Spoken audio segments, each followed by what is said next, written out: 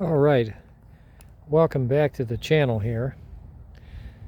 Post a new update video on the 42 Lincoln Continental. Got the exhaust system kind of buttoned up today.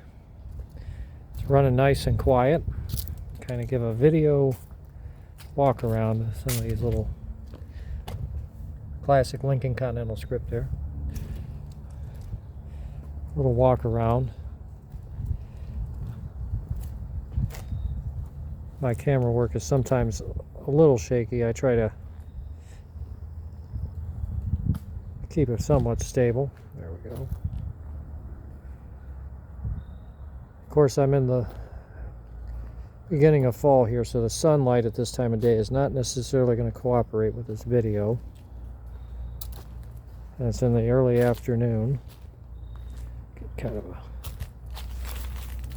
step back here and get her all in the frame. But seems to be running pretty good.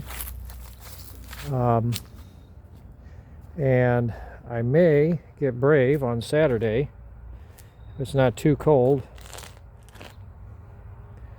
And for me, cold is anything below 65 degrees because I kind of have bad arthritis in my hips.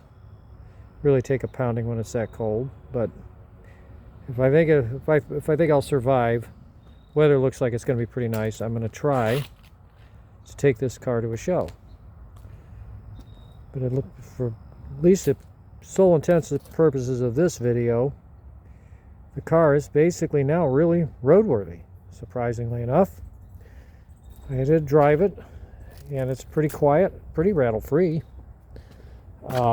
Shifts very tight. New transmission works pretty good. I can't complain there. Put her in neutral here. Keep forgetting these don't have a real ignition key. They just have a pull stop. Pull that out.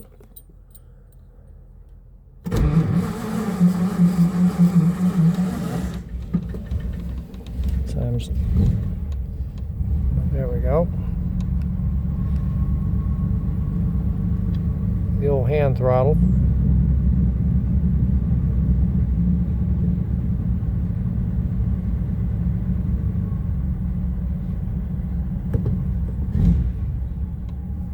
There we go, kick her down.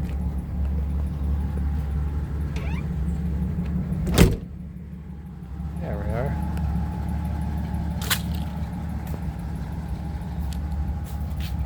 This is probably not the best angle for the video here, but that's all right. We'll live with it. Nobody called me a professional YouTube videographer.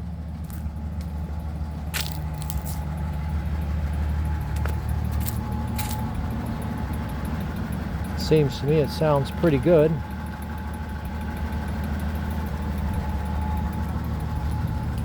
Get a little exhaust note back here.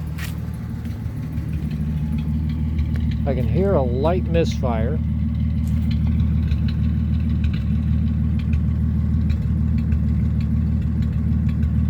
I think we have wires that are cross-talking.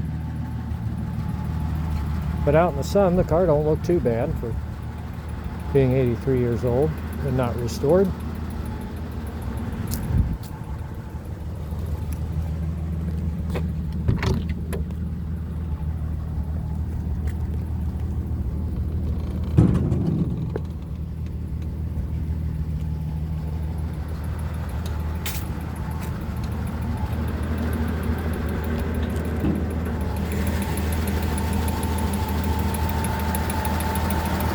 There she is,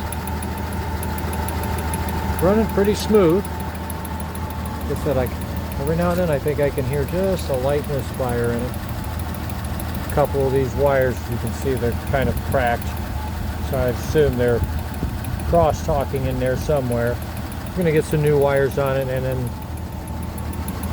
we're also going to update the ignition coil, get rid of the football coil. We're going to put the coil adapter. They're not cheap, but they're worth it. Get that on there. Two 1.5 ohm coils mounted. One there on either side of the generator. And we'll get rid of the ballast resistor and the unreliability. These coils are kind of bad. they short those wires, those ballast resistors are short and they cook the coil. And it kind of, half the engine shuts down. And it's what they call a tow truck waiting to happen. And while I'm at it, I'm going to clean up some of this extra wiring this is actually no longer in use. This is all gone. There's no more mechanical voltage regulator back there. All there is now is a circuit breaker, because I now have a 90 amp 6 volt positive ground alternator. One wire hookup, I would assume GM internals. That's a Power Master, by the way. Another part that, again, not cheap, but I really like how it works. It works quite well. And with good intake, with now a good intake manifold that's not blown out. Something else that works quite rather well. This is going to be kind of hard to get into video here. There we go. We have vacuum windows here. Push the up switch, and sometimes you got to kind of give it a little help, but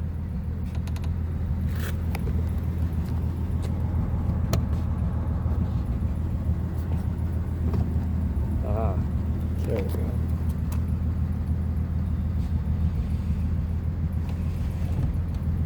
There it goes up, and I go down pretty good.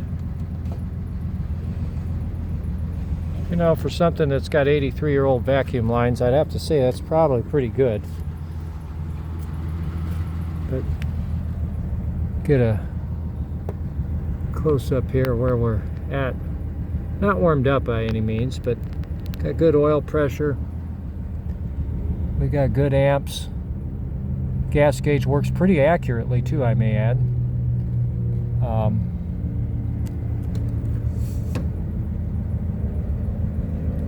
And believe it or not,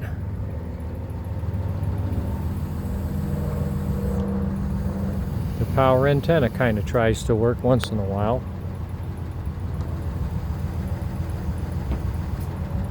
Not half bad, considering. I like to keep the mast down just so I can put my car cover on. But